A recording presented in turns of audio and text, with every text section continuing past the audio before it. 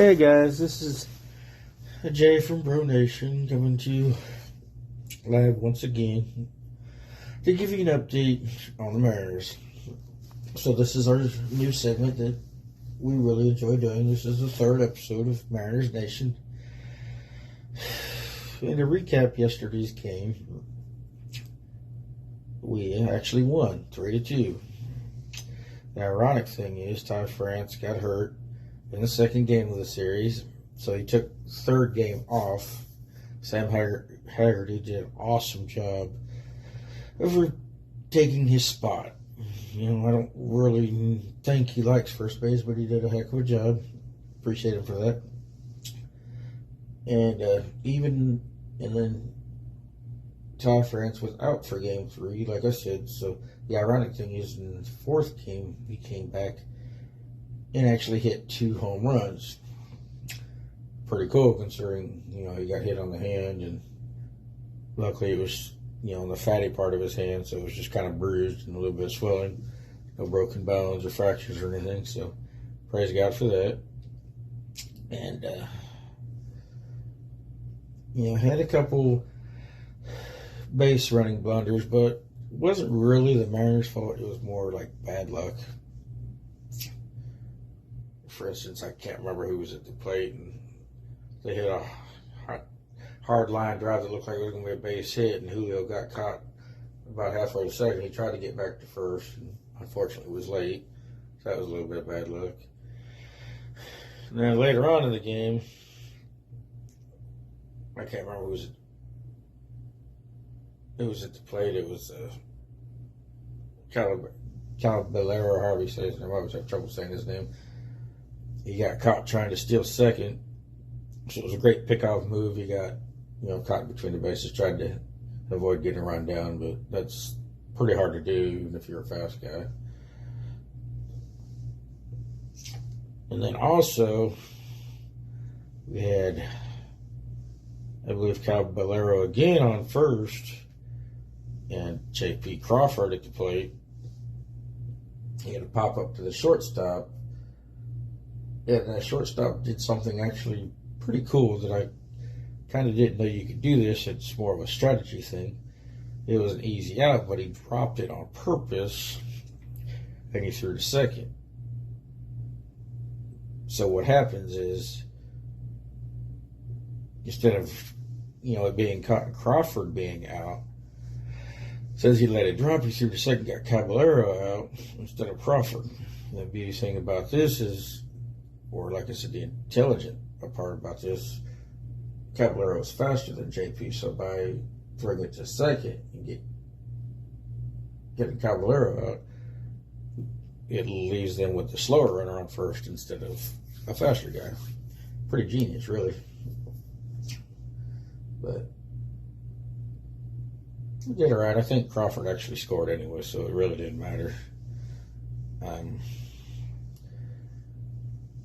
It was 2-2 for a while, and then I think it was the 8th inning. We got the bases loaded with 2 outs, and Suarez came up, and we got a walk to walk in the run. Now, he doesn't get credit for a hit, but he does get credit for the RBI. You take it any way you can get it. Logan Gilbert pitched a great game. 8 innings pitched, 6 strikeouts. I wasn't sure if he was going to get the win since it was tie game. He left, and they took the lead in the bottom of the 8th, and they brought Paul Sewald in to close it. But I just looked it up earlier. He did get credit for the win, so that's cool. I was really hoping they'd let him pitch tonight, though, so he could get a complete game. His pitch count was a little high, but he was pretty dominant, except for the 2-run homer in the first. He pitched a great game. It seems like when he slips up and gives up a couple of runs, he always finishes strong. So the Mariners ended up sweeping Oakland 4 games. They said that was the first time since 1991, which is a long time. the funny thing is about that fact, I actually went to a Mariners game back in 1991 in Seattle on my birthday. It was against the A's, and I looked it up. We won 5-2. It wasn't. I think that series was only a 3-game series, but still pretty cool. I believe I saw King Virginia hit a home run on that day too, so that really made it sweet. Okay, I apologize for a previous video. I thought we were off on Friday, but it turns out we're not. So we get blessed with another game. You know, the bad thing is I live in Tennessee, so it's 2 games later, so I got to stay up a little later to watch it, but that's okay. It's well worth it.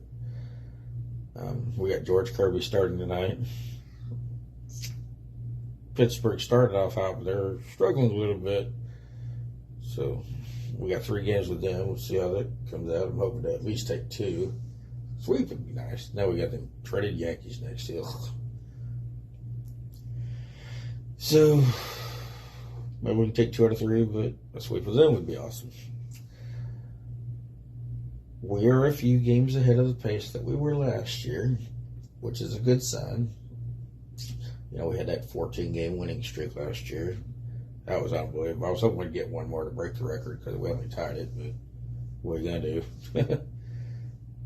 Mariners have a history of tying records, not being able to break them. 116 wins in 2001, only tied it, didn't break it. Ken Griffey Jr. hit 8 home runs in 8 games, only tied it, didn't break it. And then last year with the winning streak. But, you know, it is what it is.